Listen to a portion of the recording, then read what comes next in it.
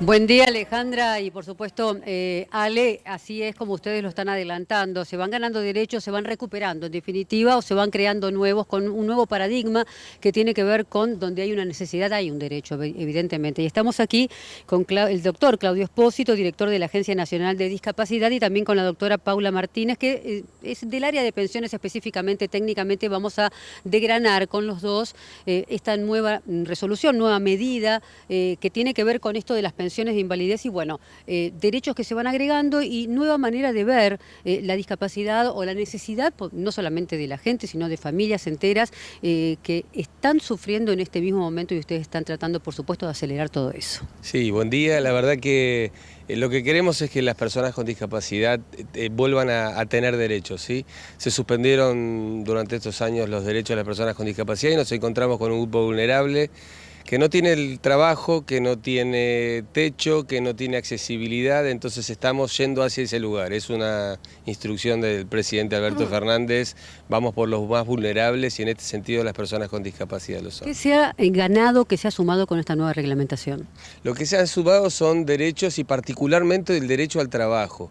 Es decir, queremos que para las personas con discapacidad trabajo digno, trabajo genuino y que puedan ganarse su trabajo sin tener que recurrir a una pensión en términos de necesito algo, lo último del Estado. Queremos que a la gente con discapacidad trabajando en igualdad de condiciones con los demás. Hay un famoso artículo número 21 de esta reglamentación que tiene que ver con que si uno está en relación de dependencia, esa pensión por discapacidad o por invalidez se puede recurrir mucho más rápidamente como se hacía antes. Hay un imaginario en la sociedad que como tardaban tanto el tema de pensiones, que eran al menos 2 años, las personas con discapacidad preferían no buscar un trabajo y quedarse con la pensión. Entonces lo que buscamos es que puedan tener trabajo digno y que inmediatamente cuando pierdan el trabajo vuelvan a tener la pensión en forma inmediata, sin esperar esos 2 años de reintegro. Entonces el imaginario lo que va a hacer esto es romperse y a partir de ahí tener el trabajo digno para las personas con discapacidad. 2 años, mucho tiempo para personas y familias que están en esta situación, doctor, y preguntarle a usted, bueno, ¿cómo se van encaminando con esta nueva apuesta, verdad? Bueno, al mismo tiempo que vayamos, en principio hay mucha deuda pendiente, ¿no? Claro. Las nuevas normas lo que establecen es modificar los criterios nuevamente de otorgamientos, criterios geográficos, sociales, de vulnerabilidad social, no solamente estrictamente con criterios económicos, para poder nuevamente devolver estos derechos a mucha gente incluso que se le han suspendido las pensiones, exigiéndole la incorporación de certificados médicos digitales. Imagínate, en zonas donde no hay ningún acceso a la tecnología se le exigía... Una barrera en sí misma. Una barrera en sí misma, por supuesto.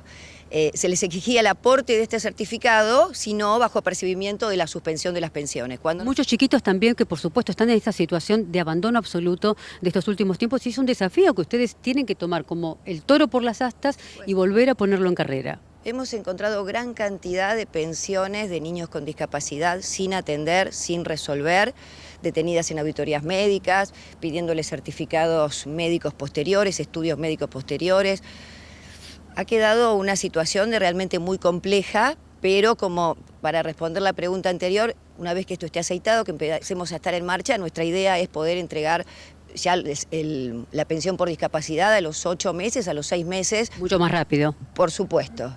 Por supuesto. Y además esto que es muy importante que te decía Claudio, el hecho de que la gente vuelva a querer tener trabajo digno sin el temor a perder la pensión. Entonces saben que el Estado va a suspenderle la pensión por el tiempo en que esté trabajando y si por alguna eventualidad pierde el trabajo sabe que puede volver a tener ese derecho que es la pensión por discapacidad, es de emergencia por supuesto, porque la idea es que las personas con discapacidad integren y estén incluidas en el mercado laboral.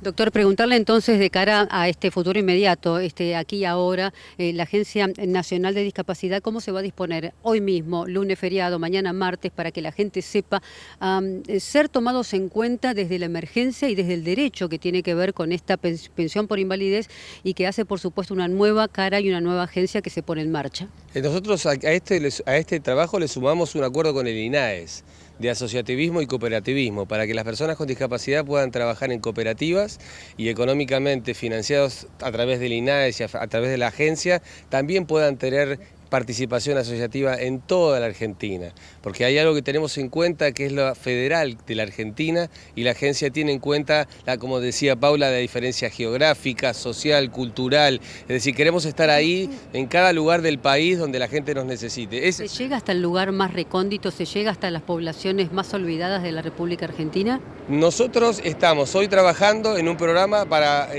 poner la Red Federal de Andis, una agencia en cada provincia, acordado con los gobernadores y las gobernadoras, y con una movilidad propia que le permita en cada municipio a cada persona hacer sus tramitaciones sin tener que venir como vienen todos a Buenos Aires. Hay gente que deja de comer durante un día entero para poder pagarse su pasaje para venir a Buenos Aires, donde se centralizó todo en una ventanilla única, y a partir de ahí poder saber si su trámite está o no está. Si su trámite no está, vuelven a su país, pero sin perdón, a su ciudad, pero sin comer ese día porque se pagaron el pasaje. Entonces, hacer federalismo de verdad, como se dice. Estamos en un lugar que es histórico, que ustedes lo van a defender seguramente porque tiene que ver con esto de, bueno, estar en un lugar que significa un patrimonio arquitectónico de la historia argentina y también, por supuesto, de la República a nivel nacional. Estamos en el histórico lugar que a partir del año 1947 fundaron Eva Perón y también Juan Domingo Perón para la UES,